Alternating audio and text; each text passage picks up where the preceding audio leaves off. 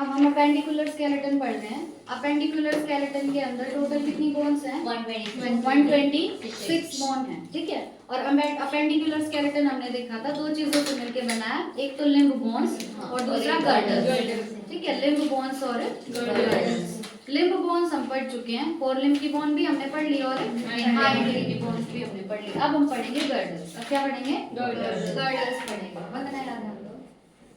देखो गर्डल्स में क्या है, एक है हमारे पास पेक्टोरल गर्डल और एक है पेल्विक गर्डल। गर्डल कितने टाइप के हैं? दो टाइप के, पेल्विक गर्डल और पेक्टोरल गर्डल।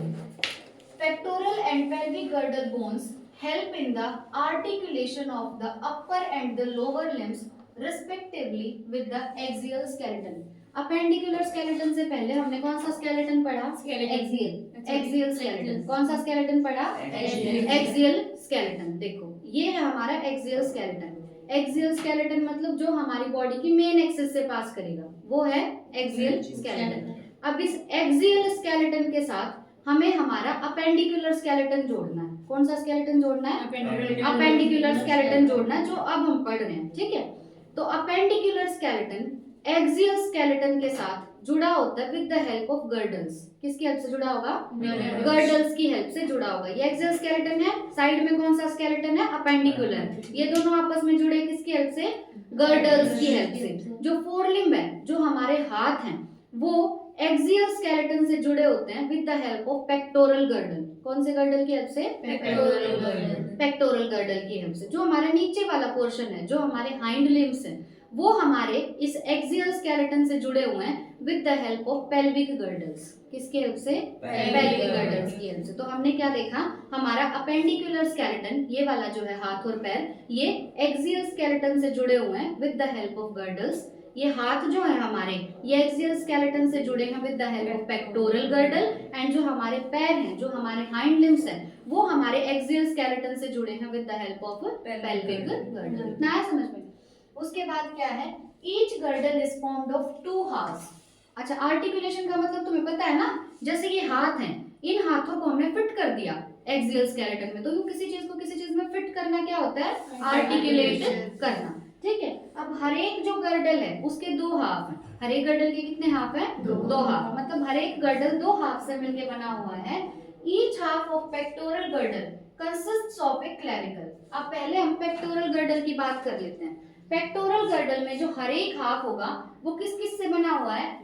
एक क्लेविकल से और एक स्कैपुला से, ठीक है। पहले कौन से गर्डल की बात कर रहे हैं? पेक्टोरल गर्डल की बात कर रहे हैं। और पेक्टोरल गर्डल में कितने हाफ होंगे? दो हाफ। कितने हाफ? दो हाफ। चाहे पेक्टोरल गर्डल हो चाहे पेल्विक गर्डल हो, दो हाफ होंगे उसमें। और जो हर एक हाफ है पेक्टोरल गर्डल का, उसमें दो चीजें प्रेजेंट है, एक क्लेविकल और एक स्कैपुला। क्या प्रेजेंट है? एक क्लेविकल प्रेजेंट है और एक स्कैपुला प्रेजेंट है। स्कैपुला क्या होती है वो देखेंगे पहले। स्कैपुला जो है वो एक बोन है। स्कैपुला क्या है? एक बोन। अब ये बोन होती है फ्लैट। ये बोन कैसी है? फ्लैट। लिखो, स्कैपुला क्या है? एक बोन है। और वो बोन कैसी होती है? फ्लैट होती है। दूसरा, ये बोन लार्ज है। ये बोन क्या है? लार्ज। तीसरी बात, इस बोन की शेप है ट्रायंगुलर। ये बोन कैसी है? ट्रायंगुलर इन शेप है, ठीक है। तो पेक्टोरल गर्डल है। पेक्टोरल गर्डल का काम क्या है? हमारे हाथों को मेन एक्सिस के साथ जोड़ना है ना। और पेक्टोरल गर्डल दो हाफ से मिलकर बना है। उन दो हाफ में क्या होगा? हर एक हाफ के पास एक क्लेविकल होगा और एक स्कैपुला होगा, ठीक है। और पहले स्कैपुला देख रहे हैं। स्कैपुला कैसी बोन है? Large and triangular. पहले फ्लैट बोलो, स्कैपुला कैसी है? फ्लैट बोन है। दूसरी बात ये लार्ज बोन है। और तीसरी बात ये ट्रायंगुलर बोन है, ठीक है। उसके बाद ये प्रेजेंट कहाँ पे है? Situated in the dorsal part of the thorax between the second and the seventh ribs. जो हमारा थोरैक्स है, थोरैक्स के डोर्सल पार्ट में है। थोरैक्स के डोर्सल पार्ट में, यानी थोरैक्स के पीछे वाली साइड पे ये प्रेजेंट है। किस किस के बीच में? जो हमारी सेकंड और सेवेंथ रिब है, सेकंड रिब है और जो सेवेंथ रिब है उसके बीच में प्रेजेंट है, ठीक है। तो लोकेशन क्या होगी इसकी? पहली बात, जो हमारा थोरैक्स है, थोरैक्स के पीछे की साइड, डोर्सल साइड में होगी। और लोकेशन क्या है? सेकंड और सेवेंथ रिब के बीच में होगी। किसके बारे में पढ़ा है अभी हमने? स्कैपुला के बारे में पढ़ा है। अब स्कैपुला क्या है? डोर्सल है, पीछे की साइड है तो डॉर्सल है, दूसरी बात थी फ्लैट। और triangular body of scapula has a slightly elevated ridge, slightly, जैसे ये स्कैपुला है, स्कैपुला क्या है, पहली बात फ्लैट है, दूसरी बात शेप इसकी ट्रायंगुलर है, और तीसरी बात ये लार्ज है, और पीछे की साइड प्रेजेंट है तो ये डॉर्सल है। अब ये जो स्कैपुला है इसके पास एक थोड़ा सा ऊपर उठा हुआ पार्ट होता है ना, और जो थोड़ा सा ऊपर उठा हुआ होता है उसको क्या बोलते हैं, एलिवेटेड, है ना, ऊपर उठा हुआ मतलब एलिवेटेड। तो इसका जो एक हिस्सा है वो थोड़ा सा ऊपर उठा हुआ है, उसको क्या बोलेंगे, स्लाइटली एलिवेटेड रिज। क्या बोलेंगे, स्लाइटली एलिवेटेड रिज बोलेंगे कि इसका एक जो पार्ट है वो थोड़ा सा ऊपर उठा हुआ है, और इस थोड़े से ऊपर उठे हुए पार्ट को हम बोलते हैं स्पाइन। क्या बोलेंगे, स्पाइन बोलेंगे। विच प्रोजेक्ट्स, अब ये स्पाइन बाहर निकला हुआ, कैसे निकला हुआ है, ये जो स्पाइन है ये फ्लैट है, स्पाइन कैसा है, फ्लैट है, और एक एक्सपेंडेड प्रोसेस है। Which projects as a flat expanded process called the acromion. अब ये जो स्पाइन है ये थोड़ा आगे की तरफ गया हुआ है, और वो आगे की तरफ जो चला गया वहां जाके इसने बना दिया एक्रोमियन। क्या बना दिया, एक्रोमियन। एक्रोमियन क्या है, फ्लैट और एक्सपेंडेड प्रोसेस। प्रोसेस मतलब एक पार्ट है, ठीक है, वो वाली प्रोसेस नहीं की जैसे फोटोसिंथेसिस इज अ प्रोसेस, वो प्रोसेस नहीं, प्रोसेस मतलब एक पार्ट, ठीक है। तो ये जो स्पाइन था ये थोड़ा सा आगे की तरफ गया और इसने बना दिया एक्रोमियन। क्या बना दिया, एक्रोमियन। एक्रोमियन क्या है, फ्लैट और एक्सपेंडेड। क्या है, फ्लैट और एक्सपेंडेड प्रोसेस है। अब बात करते हैं क्लैविकल की। ये सारी रामायण तो किसके बारे में पढ़ी, स्कैपुला के बारे में। अब पढ़ेंगे क्लैविकल के बारे में। यही थोड़ा अजीब था, बाकी इसे देखो।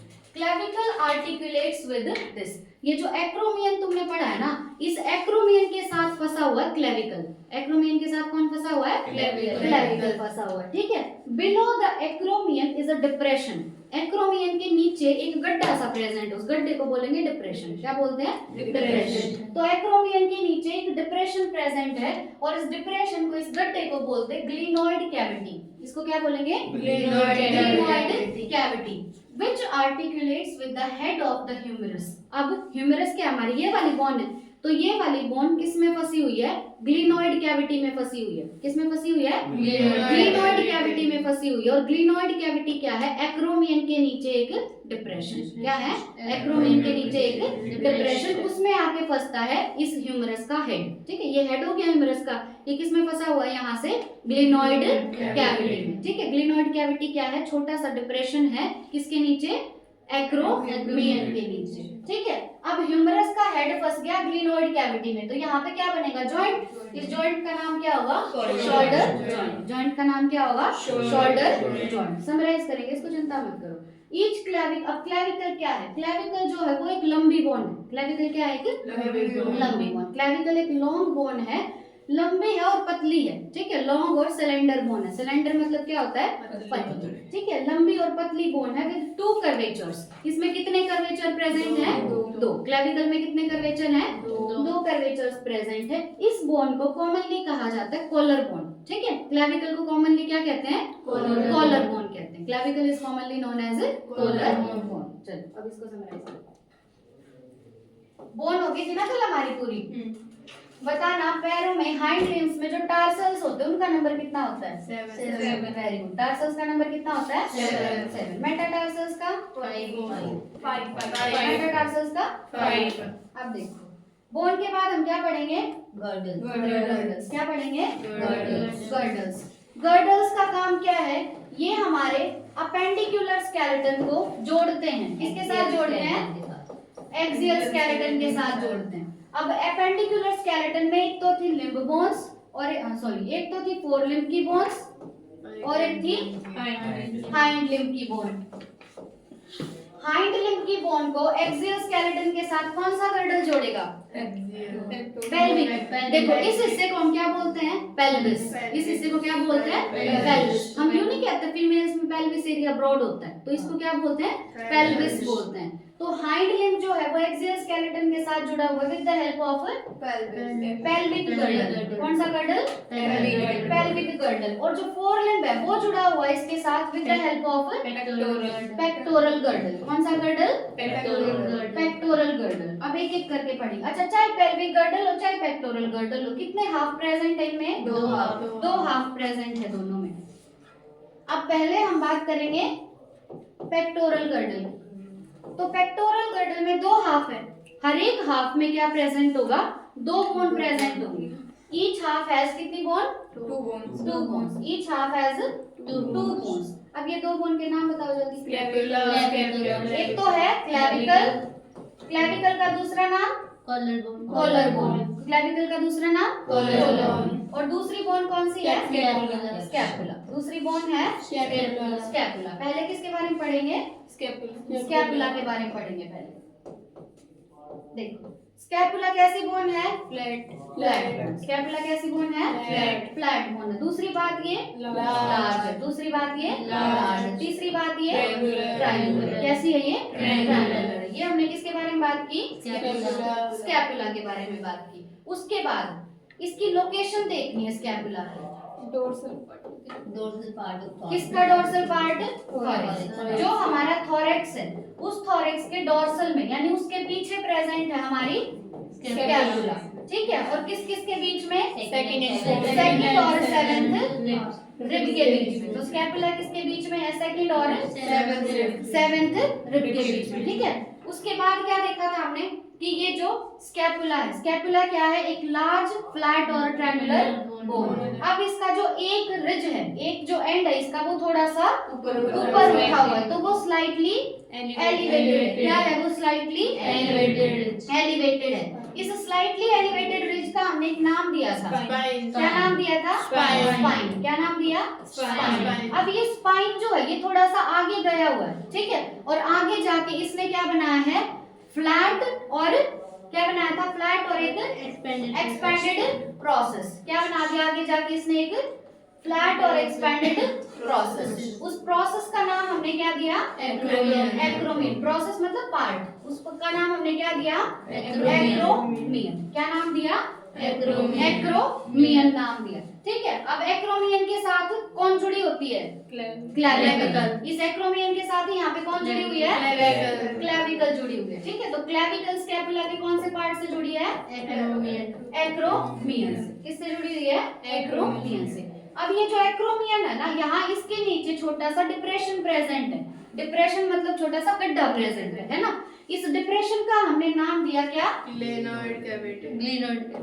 क्या नाम दिया इसका हमने, ग्लेनोइड कैविटी। इस ग्लेनोइड कैविटी में आके हमारी ये हाथ वाली बोन फंसती है ना। ये वाली बोन कौन सी, ये बोन ह्यूमरस। तो इसमें आके हमारी बोन का हेड फंसेगा।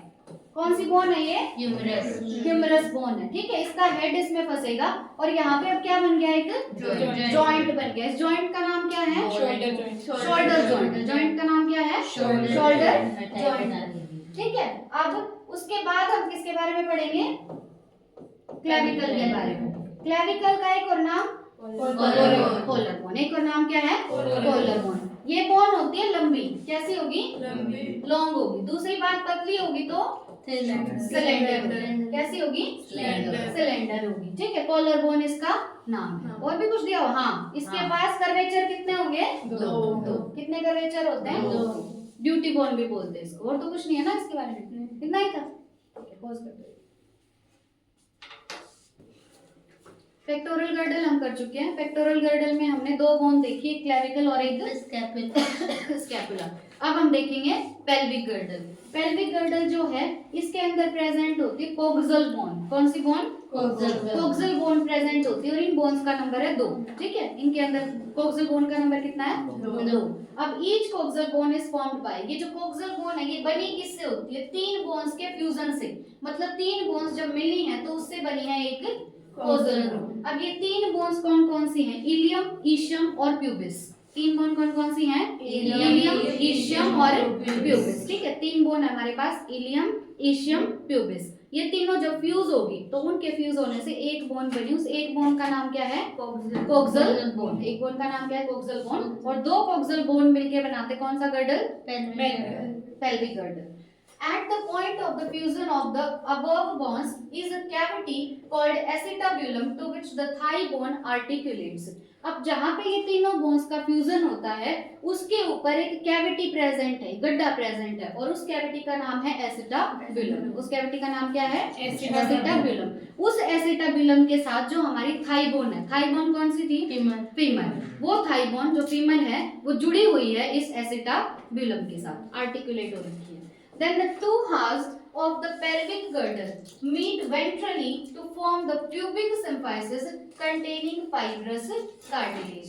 अब pelvic girdle भी कितने हाफ से मिलके बना होता है? दो हाफ से मिलके बना होगा। ये जो दोनों हाफ है pelvic girdle के, ये ventrally मिलते हैं। ventrally मतलब आगे की साइड मिलते हैं हमारी बॉडी में, और आगे की साइड मिलके ये बनाते हैं प्यूबिक सिम्फाइसिस। क्या बनाते हैं? Pubic symphysis. और वो प्यूबिक सिम्फाइसिस बना हुआ है फाइब्रस कार्टिलेज से। किससे बना हुआ है? फाइब्रस कार्टिलेज से। देखो समराइज करती हूँ। अब हम कौन सा गर्डल पढ़ रहे हैं? पेल्विक गर्डल पढ़ रहे हैं। पेल्विक गर्डल में दो बोन है। वो दो बोन कौन सी हैं? Coxal bone. एक जो कोक्सल बोन है वो कैसे बनी होती है? तीन बोन्स के फ्यूजन से बनी होती है। वो तीन बोन है इलियम, ईशियम, प्यूबिस। क्या है? Ilium, ischium, pubis. अब ये तीनों बोन जहाँ पे फ्यूज होती है उसके ऊपर एक कैविटी प्रेजेंट है। उस अबव भी ध्यान रखना, बिलो भी देगा पेपर में, ठीक है? इन तीनों के फ्यूजन में अबव, इनके जहाँ पे तीनों फ्यूज हुई हैं उसके ऊपर प्रेजेंट है कैविटी। कैविटी का नाम क्या है? एसिटाब्यूलम। कैविटी का नाम क्या है? एसिटाब्यूलम। इस एसिटाब्यूलम में आके फंसी हुई है हमारी थाई बोन यानी femur, which is the longest bone of our body, ठीक है? उसके बाद हमने क्या देखा कि जो पेल्विक गर्डल है, पेल्विक गर्डल के भी कितने हाफ हैं? दो हाफ। ये दोनों हाफ हमारी बॉडी में आगे की साइड मिलते हैं। आगे की साइड मतलब वेंट्रली मिलते हैं, और वेंट्रली मिलके ये बनाते हैं क्या? बोलो।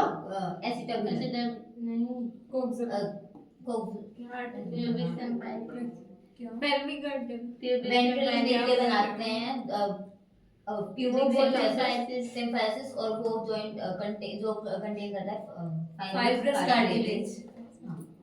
हाँ, पोस्ट किया क्या? नहीं चला पर ऐसा कोई नहीं है।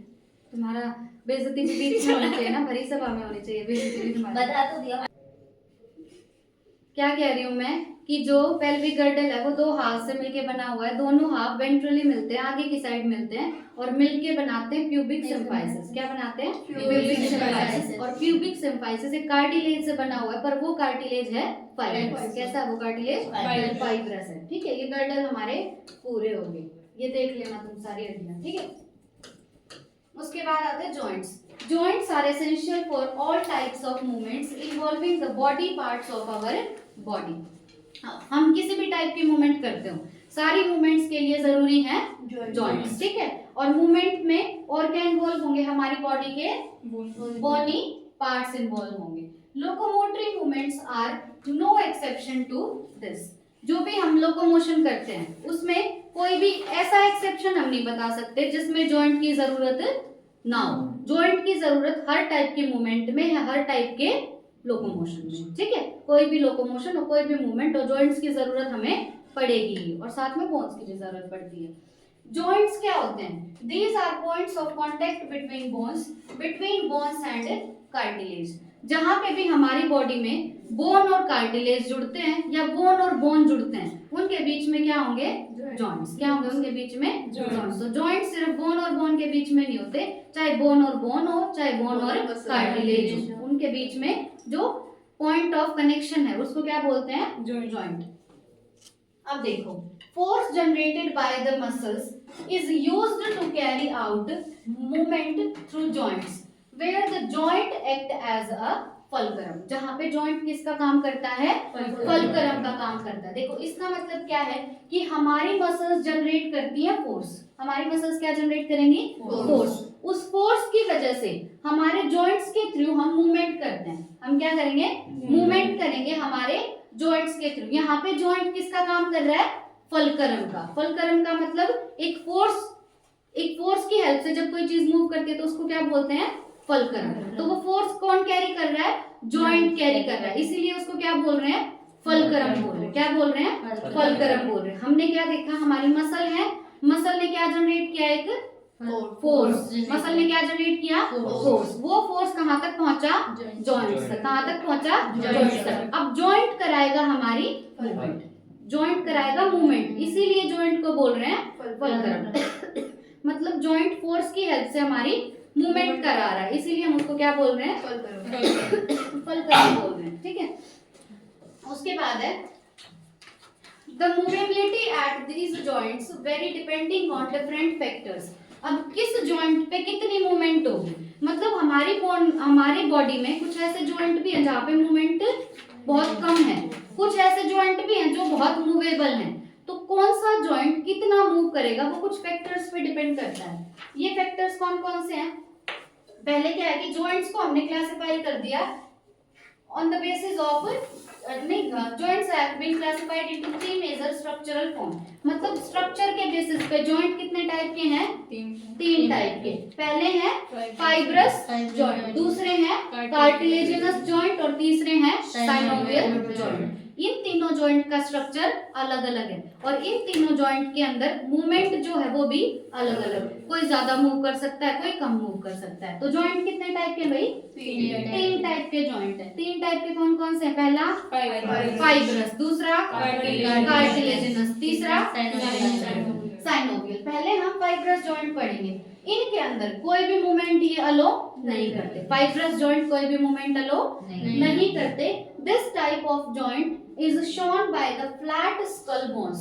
ये जो जॉइंट है ये कहाँ पे प्रेजेंट होंगे, हमारी स्कल की बोन्स में, और स्कल की कौन सी बोन्स में, फ्लैट बोन्स में प्रेजेंट होंगे, which fuse end to end with the help of dense fibrous connective tissues in the form of sutures to form the cranium. हमारी स्कल में क्या है कि जो बोन है सारी वो एंड टू एंड एक दूसरे से जुड़ी हुई है। अब जब दो बोन जुड़ती है तो उनके बीच में क्या होगा, जॉइंट, क्या होगा उनके बीच में, जॉइंट होगा। और जॉइंट कौन सा होता है स्कल में, फाइब्रस जॉइंट। कौन सा जॉइंट होगा, फाइब्रस जॉइंट। और यहाँ पे जो हमारी स्कल है उसके अंदर बने हुए हैं सूचर्स, क्या बने हुए हैं, सूचर्स बने हुए हैं। ठीक है, गड्ढे बने हुए हैं और ये सारी बोन्स ने जुड़ के क्या बना दिया, क्रेनियम। क्या बना दिया, क्रेनियम। क्रेनियम क्या है, एक प्रोटेक्टिव कवरिंग है हमारे ब्रेन। ठीक है, तो पहला जॉइंट हमने कौन सा पढ़ा, फाइब्रस जॉइंट। क्या फाइब्रस जॉइंट में मूवमेंट होती है, नहीं होती। सबसे ज्यादा इंपॉर्टेंट बात है, फाइब्रस जॉइंट होगा कहाँ पे, हमारी स्कल में। स्कल में क्या है कि जो बोन है, फ्लैट बोन है, वो एक दूसरे से जुड़ी हुई है ना, एंड टू एंड कनेक्टेड है, और उनके बीच में जॉइंट कौन सा है, फाइब्रस जॉइंट है। बिल्कुल मूवमेंट यहाँ पे नहीं होगी। ठीक है, और इन जॉइंट्स ने सारी जो ये बोन है इन्होंने क्या बना दिए, सर में बहुत सारे सूचर्स बना दिए। ठीक है, और जिसकी वजह से ये एक स्ट्रक्चर बना है जिसका नाम है क्रेनियम। क्या है नाम, क्रेनियम। उसके बाद दूसरे टाइप के जो जॉइंट है वो कौन से हैं, cartilaginous joints. The bones involved are joined together with the help of cartilage। यहाँ पे दो बोन आपस में किसकी हेल्प से जुड़ी होंगी, कार्टिलेज की हेल्प से जुड़ी होंगी। The joint between the adjacent vertebrae in the vertebral column is of this pattern and it permits limited movement। देखो फाइब्रस जॉइंट्स में मूवमेंट बिल्कुल भी नहीं थी, फाइब्रस में मूवमेंट बिल्कुल भी नहीं थी। कार्टिलेजिनस में थोड़ी सी ज्यादा मूवमेंट है उसके कंपैरिजन में, वहां तो बिल्कुल नहीं थी, यहाँ पे थोड़ी ज्यादा मूवमेंट है। अब कल हमने देखा था हमारी वर्टिब्रल कॉलम जो है वो छोटे छोटे 26 पार्ट से बनी है। वो हर एक छोटे पार्ट का नाम क्या था, वर्टिब्रे। हर एक छोटे पार्ट का नाम क्या है, वर्टिब्रे। अब ये जो दो वर्टिब्रे हैं ये आपस में जुड़े हुए हैं with the help of cartilaginous joint. ठीक है, दो जो वर्टिब्रे हैं वो आपस में कौन से जॉइंट से जुड़े हैं, कार्टिलेजिनस जॉइंट से जुड़े हैं। मूवमेंट इनके अंदर लिमिटेड है। ठीक है, लिमिटेड मूवमेंट होगी पर लिमिटेड है। उसके बाद क्या है, साइनोवियल जॉइंट। ये सबसे ज्यादा इंपॉर्टेंट है। Synovial joints are characterized by the presence of a fluid-filled synovial cavity between the articulating surfaces of two bones। देखो दो बोन है, जैसे हमारे पैर की बोन लगा लो तुम, हमारी जो फीमर है और जो नीचे की बोन है वो बोन आपस में जुड़ी हुई है ना, तो वो जहाँ पे ये दोनों बोन जुड़ रही है ना, आर्टिकुलेट हो रही है, वहां पे कैविटी प्रेजेंट है। क्या प्रेजेंट है, उस कैविटी का नाम है साइनोवियल कैविटी। कैविटी का नाम क्या है, साइनोवियल कैविटी। अब साइनोवियल कैविटी में एक फ्लूइड भरा है, उस फ्लूइड का नाम है साइनोवियल फ्लूइड का नाम क्या होगा, साइनोवियल फ्लूइड। ठीक है, जैसे यहीं पे लगा लो तुम, ये बोन है और ये बोन है, जहाँ पे ये बोन जुड़ रही है वहां पे कैविटी है, कैविटी का नाम साइनोवियल कैविटी। साइनोवियल कैविटी में फ्लूइड कौन सा भरा है, साइनोवियल फ्लूइड भरा। ठीक है, अब यहाँ पे मूवमेंट कैसी होगी, कंसिडरेबल, काफी ज्यादा मूवमेंट यहाँ पे पॉसिबल है। तो बिल्कुल मूवमेंट कौन से जॉइंट में नहीं होगी?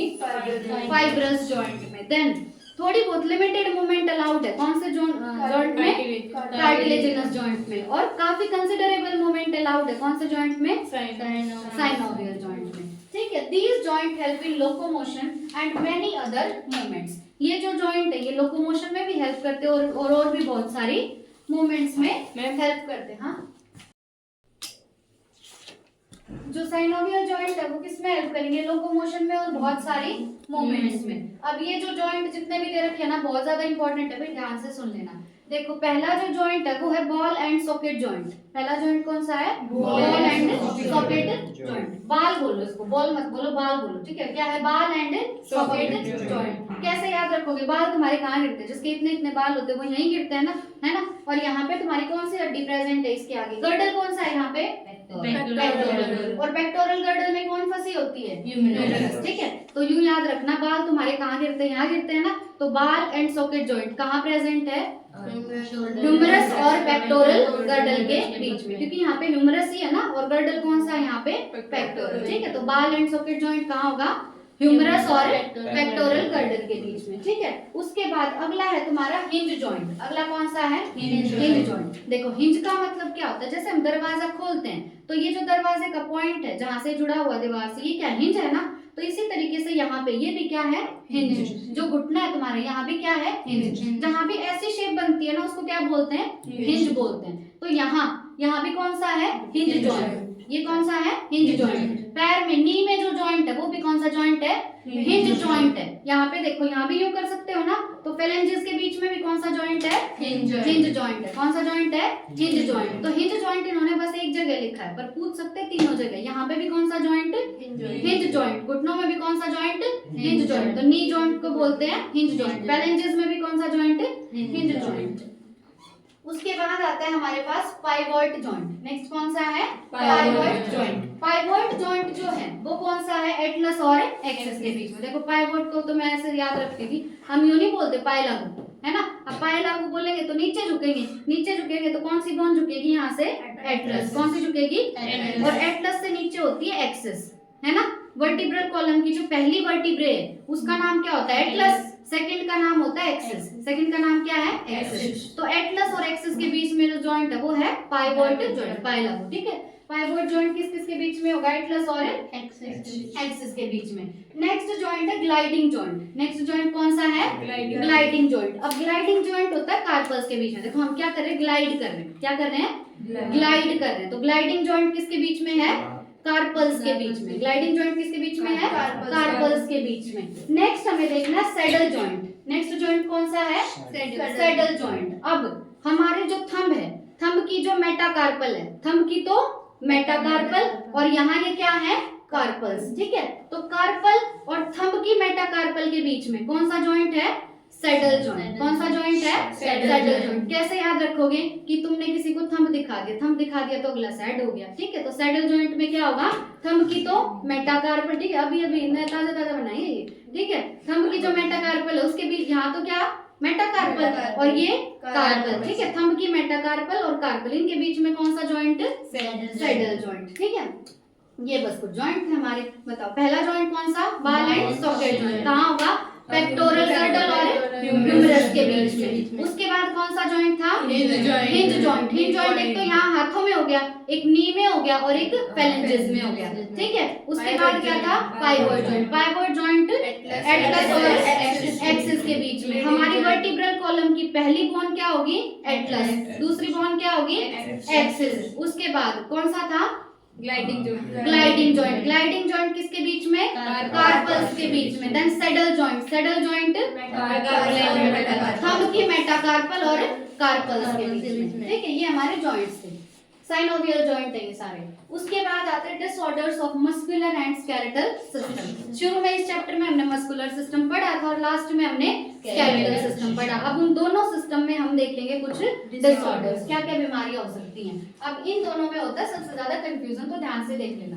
पहली बीमारी है माइस्थेनिया ग्रेविस। पहली क्या है? Myasthenia gravis. माइस्थेनिया ग्रेविस क्या है? ऑटो इम्यून डिसऑर्डर है। माइस्थेनिया ग्रेविस क्या है? Auto immune disorder. अब ध्यान से समझो, जहां भी ऑटो वर्ड आता है ना, ऑटो का मतलब होता है खुद ही। ऑटो का मतलब क्या होता है? खुद ही। देखो बीमारियां जनरली कैसे होती है कि कोई बैक्टीरिया बाहर से आ गया, कोई वायरस बाहर से आ गया, जब होती है ना हमें बीमारियां, और हमारा इम्यून सिस्टम उनसे लड़ता है। लेकिन अगर हमारा इम्यून सिस्टम हमें ही बीमार कर दे तो वो बीमारी क्या होगी?